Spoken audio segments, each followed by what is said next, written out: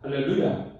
하나님의 크신 은혜가 가정에서 예배드리는 여러분에게 임하기를 소원합니다. 오늘은 부활주일입니다. 사망과 어둠의 권세를 이기신 부활의 은혜가 여러분의 삶 가운데 임하기를 소원합니다. 부활의 능력이 여러분의 삶 가운데 능력이 되어 나타날 수 있기를 소원합니다. 오늘은 부활주일이지만 저희 교회는 다시 모이는 날 부활을 기념하는 주일로 지키고자 합니다. 우리가 함께 모여 예배할 때 주님의 은혜로운 역사가 우리 가운데 임하게 될 줄 믿습니다. 지금 코로나19를 이기면서 하나님의 크신 은혜가 여러분의 삶 가운데 함께 있기를 소원합니다. 제가 군대에 있을 때 산불 지원을 간 적이 있습니다. 산불을 어떻게 끌까요? 네, 불을 직접 끄는 것이 아닙니다. 산불이 더 이상 번지지 않도록 길을 내는 것이죠. 산불이 얼마나 무서운지 몰라요. 불씨가 어느 쪽으로 튈지 모르기 때문에 산불이 굉장히 무섭습니다. 그리고 큰 나무에 붙다 보니까 이 불씨의, 이 불길의 위험이 얼마나 큰지 압도를 당하겠죠. 이 산불이 지나간 모습은 굉장히 처참합니다. 숲의 모든 것이 불타 없어져요. 나무도 동물도 다 사라져버리고 황무지 땅이 되고 맙니다. 여기서 기억해야 될 것이 있어요. 무엇이 이 큰 산을 불태우게 한 것일까? 무엇이 불태웁니까? 단지 작은 불씨 하나가 이 큰 산을 다 태운 것을 볼 수가 있습니다.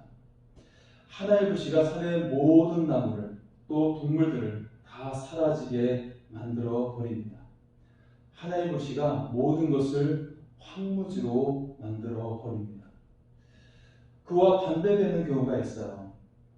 과거에 서울에 쓰레기를 가득 쌓았던 곳이 있어요. 바로 난지도라고 하는 곳이죠. 쓰레기 냄새가 얼마나 지독한지 마을 주변에 악취가 가득해요. 도저히 사람이 살 수 없을 지경이 되는 것이죠. 그런데 변화가 일어났어요. 이 쓰레기산에 흙으로 덮기 시작했어요. 또 나무를 심었어요. 그리고 몇 년이 지난 후에 우찬한 숲이 되었습니다. 새소리가 울려 퍼지기 시작했어요. 쓰레기산이 아름다운 산으로 변화하게 되었습니다. 이 세상에 하나의 죄가 들어왔죠. 바로 아담이 죄를 지은 거예요. 이 하나의 죄가 온 세상을 황무지로 만들었습니다. 모든 사람들을 죄에 물들게 만들었어요. 그래서 죄로 인해 죽게 만들었습니다. 우리 인간을 포기하지 않은 분이 계셨어요. 바로 예수 그리스도입니다. 예수께서 우리 죄를 대신 지셨습니다. 십자가에 죽으셨습니다. 그리고 다시 살아나셨습니다. 예수님을 통해 하나님의 은혜가 회복이 되었습니다. 황무지 같은 우리 영혼에 심해가 흐르게 하셨습니다.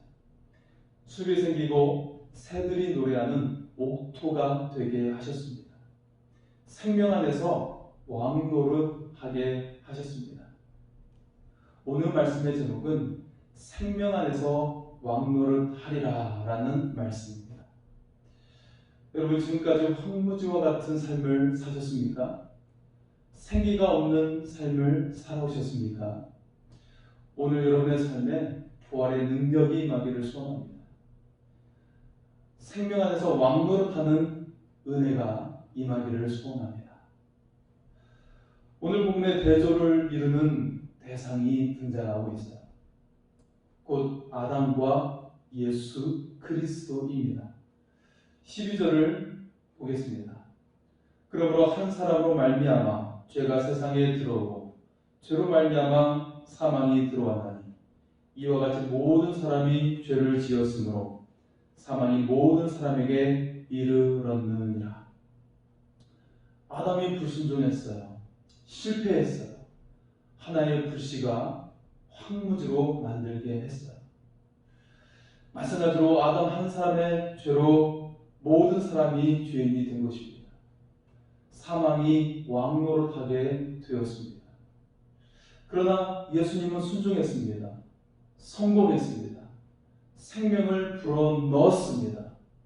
황무지를 아름다운 동산으로 만들어 주셨습니다. 생명 안에서 왕노릇하도록 만들어 주셨습니다. 하지만 예수님을 믿지 않는 사람들이 많이 있어요. 예수님을 믿어야 부활의 승리가 내 것이 되는 것입니다. 믿지 않으면 소용이 없어요.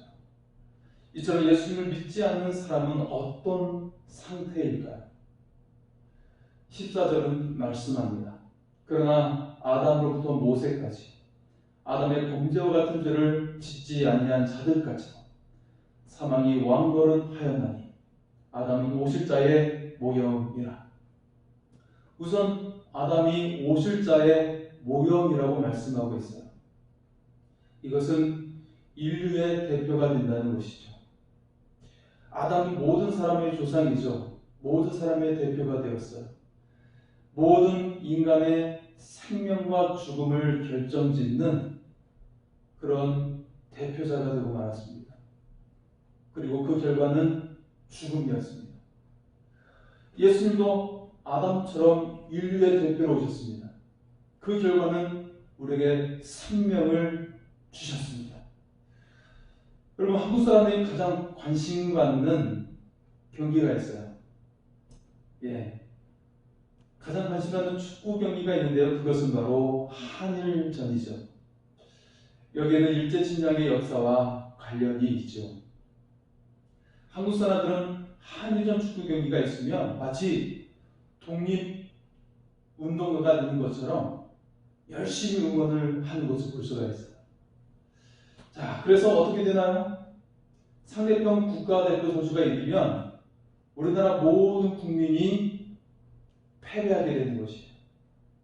우리 대표 선수가 패배하면 우리나라 모든 국민이 패배하는 것 같은 그런 상황이 됩니다. 반대로 우리나라 국가대표 선수가 이기면 어떻게 되죠?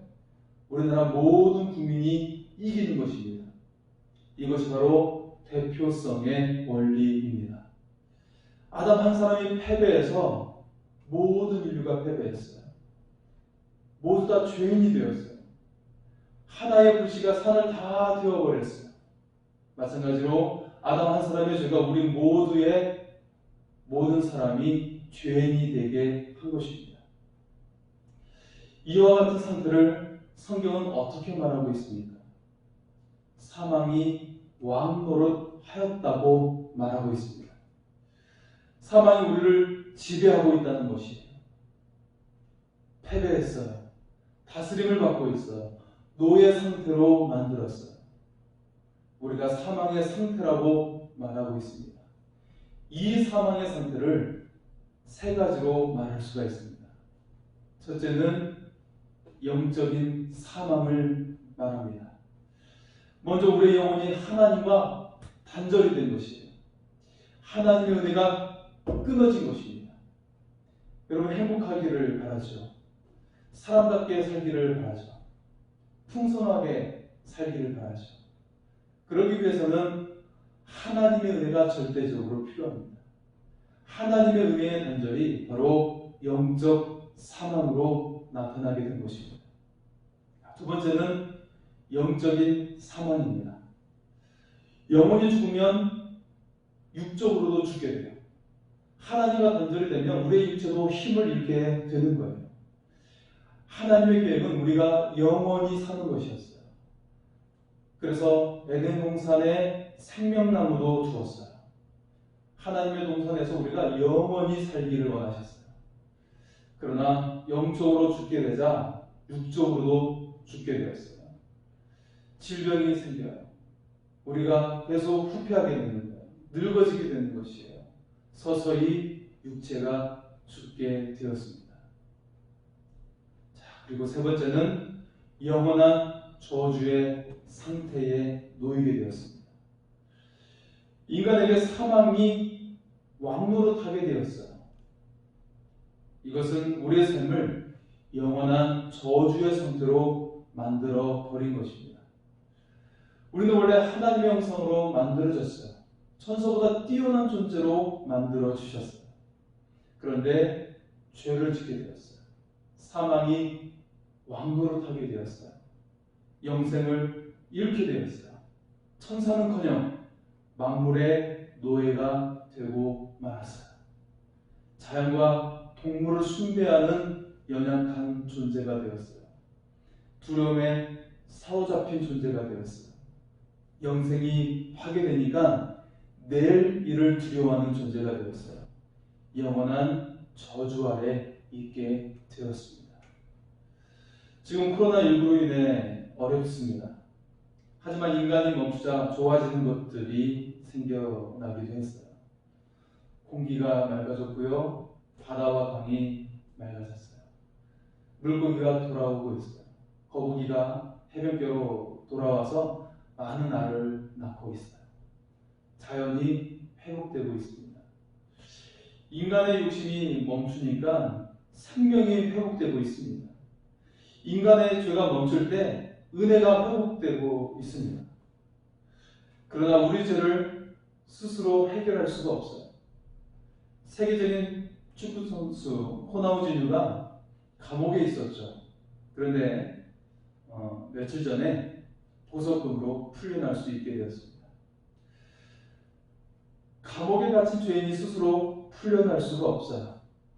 다른 누군가가 보석금을 내줘야 합니다. 형벌을 대신 져주어야 합니다. 흠없는 분이 대신 갚아주어야 합니다. 바로 우리 죄를 대신 갚아주신 분이 계십니다. 그분은 바로 예수 그리스도이십니다. 예수님 우리에게 하나님의 은혜를 회복해 주셨습니다. 15절을 보겠습니다.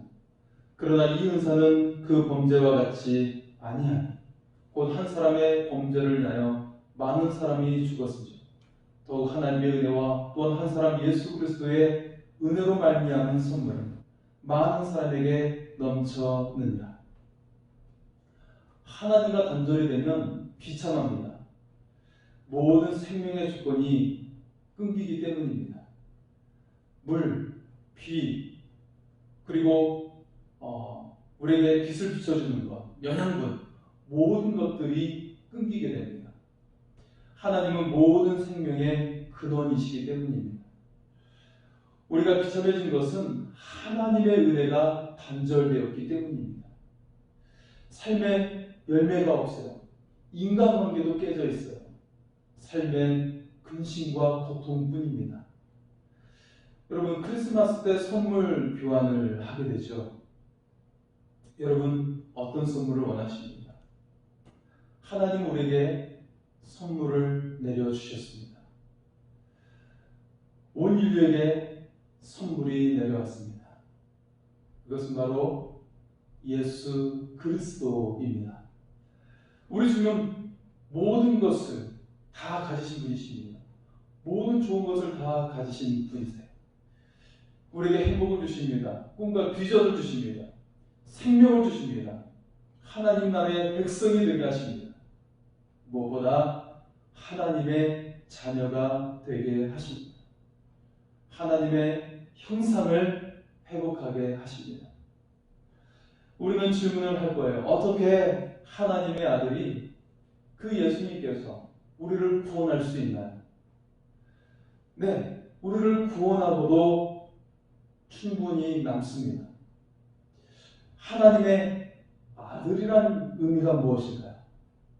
바로 하나님과 똑같다는 의미입니다.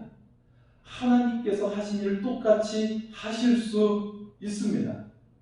우리 주 예수님은 하나님과 함께 창조의 일을 하셨어요. 예수님은 역시 창조주이십니다. 그래서 예수님은 우주보다 더 크십니다. 창조주이신 예수님의 가치가 얼마나 될까요? 바로 모든 인류를 합친 것보다 더 크십니다. 이 우주를 합친 것보다 크십니다. 창조주신 예수님께서 우리를 위해 돌아가셨습니다. 그 속에 담긴 은혜는 엄청난 것입니다. 15절에 이렇게 말씀하고 있죠. 또한 한 사람 예수 그리스도의 은혜로 말미암은 선물은 많은 사람에게 넘쳐느니라. 예수님은 우주보다 크십니다. 온 인류보다 크십니다. 예수님의 죽으심으로 우리에게 엄청난 하나님의 은혜가 임함을 믿습니다. 예수님을 통해 하나님의 강력한 은혜가 임하게 되었습니다. 한없는 은혜가 임하게 되었습니다. 과거에 죄가 힘을 잃게 되고 과거의 쓴뿌리도 모두 뽑히게 되고 그래서 우리는 새로운 존재가 됩니다. 영광스러운 하나님의 자녀가 된 것입니다. 이런 하나님의 은혜가 여러분에게 임한 줄 믿습니다. 일제 침략기 때 우리 조상들은 매우 힘들었죠. 부모로부터 물려받은 이름을 쓸 수가 없었어요. 우리나라 말을 쓸 수가 없어요. 우리나라 역사를 배울 수가 없어요. 윷놀이 좋아하시죠? 우리나라 놀이를 가지고 놀 수가 없어요. 우리나라 전래 동화를 들을 수가 없어요. 내가 가진 꿈대로 살 수도 없어요. 많은 젊은이들이 전쟁의 총알바지가 되어 죽었어요. 그리고 위안부로 끌려갔어요. 하나님이 없는 인간은 사망이 왕노릇하게 됩니다. 죽음의 두려움에 사로잡히게 돼요. 물질의 노예가 되어 살아가요. 평생 사탄의 노예가 되어 살아가요. 내 마음대로 살아갈 수가 없는 것입니다. 자본주의는 참 좋지만 평생 물질의 노예가 되어 살아갈 수가 있습니다. 돈을 위해서 부모를 버려요. 가족을 버려요. 친구도 버려요. 심지어 살인을 하기까지 이르게 됩니다. 수많은 사람들이 물질의 노예가 되어 살아가고 있어요. 여러분, 저축을 하고 계시나요? 또 생명보험을 들고 계신가요? 사람들은 미래에 대한 불안감에 사로잡혀 살아갑니다. 그래서 은행에 저축을 해요. 보험에 들게 됩니다. 주식에 투자합니다. 사주를 보게 됩니다. 또 무당을 찾아가게 됩니다. 부적을 지니고 다니게 됩니다. 왜 그럴까요? 미래가 불안하기 때문입니다. 오늘날 선진국이라고 믿었던 나라들이 두려움 속에 사로잡혀 있습니다. 불안감 속에 사로잡혀 있습니다. 대혼란 속에 있습니다. 코로나19는 새로운 시대를 열게 할 것입니다. 지금 한국은 지혜롭게 잘 대처하고 있습니다. 코로나19 대처의 세계적인 표준이 되고 있어요. 많은 나라들이 한국의 도움을 요청하고 있습니다. 거기에는 미국도 있고요. 유럽의 여러 나라가 포함되어 있습니다. 하나님께서 이 나라를 도우셨습니다. 우리가 하나님을 의지하면서 겸손하게 끝까지 이겨나갈 수 있기를 소원합니다. 오늘 17절은 말씀하고 있어요. 한 사람의 범죄로 말미암아 사망이 그 한 사람을 통하여 왕노를 하였으니 더욱 은혜와 의의 선물을 넘치게 받는 자들은 한 분 예수 그리스도를 통하여 생명 안에서 왕노를 하리로다. 여러분, 예수님을 믿고 십자가를 붙드는 것은 하나님의 수술대 위에 올라가는 것과 같습니다. 하나님은 쓰레기더미 같은 우리 인생을 수술하십니다. 먼저 하나님을 거부했던 우리의 마음을 제거하십니다. 요신대로 살았던 마음을 제거하십니다. 우리를 낮추시고 또 낮추십니다. 성령님으로 하나님을 닮게 하십니다. 거룩하신 하나님을 닮도록 죄를 토해내게 하십니다. 양심에 거리기는 죄를 토해내게 하십니다. 그리고 나서 하나님이 얼마나 나를 사랑하시는지를 깨닫게 하십니다. 하나님의 사랑으로 가득 채우십니다. 그리고 세상을 살아가면서 상처 입은 감정을 치유하십니다. 단단한 마음을 녹여주십니다. 절대로 고쳐지지 않을 것 같은 마음을 고쳐주십니다. 우리 안에 질병도 치유해 주십니다. 예수님을 통해 하나님의 은혜가 회복되었습니다. 하나님의 은혜를 넘치도록 한없이 부어 주셨습니다. 황폐해진 우리의 마음과 인생에 생명의 비를 부어 주셨습니다. 황무지 같은 우리의 인생에 풀이 돋고 나무가 자라게 하셨습니다. 생명과 열매가 가득한 아름다운 동산으로 만들어 주셨습니다. 천사보다 뛰어나게 하셨습니다. 천사보다 능력 있게 하셨습니다. 이제 생명 안에서 왕노릇하는 은혜가 우리에게 임함을 믿습니다. 주님께 순종할수록 왕의 능력으로 살아가게 하십니다. 하나님의 뜻을 따를수록 왕의 권세를 가지고 살아가게 하십니다. 내 생각과 감정을 따라 살아가는 것이 아닙니다. 하나님의 말씀과 뜻을 가지고 살아가게 하는 것입니다. 내 생각과 감정이 아닙니다. 하나님의 생각에 충실하고 하나님의 감정에 초점을 맞추는 것입니다. 그러면 왕의 권세로 살아갑니다. 하나님의 모든 은혜를 가지고 살아가게 됩니다. 더욱 꿈의 사람, 비전의 사람으로 살아가게 됩니다. 세상을 움직이는 사람이 되어 살아가게 하십니다. 주님의 부활로 크신 은혜가 우리에게 임하였습니다. 이 은혜를 가지고 살아갈 수 있기를 소원합니다. 마지막 한 가지 이야기를 나누겠습니다. 한 가정이 있어요. 아빠가 세상을 떠났습니다. 어린 자녀 둘이 엄마와 외롭게 살고 있어요. 아빠가 그립고 남편이 그리워서 식탁 위에 아빠 사진을 걸어놨어요. 아빠와 같이 식사하는 마음으로 식사 시간마다 그 사진을 바라보며 함께 식사를 했어요.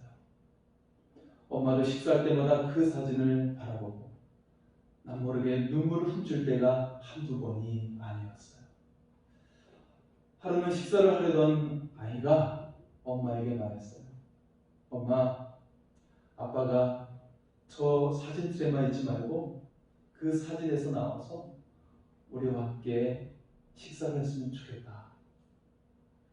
그때 엄마가 눈물을 닦으며 대답을 했어요. 예수님이 재림하실 때 아빠가 부활해서 저 사진틀에서 뛰어나오실 거야.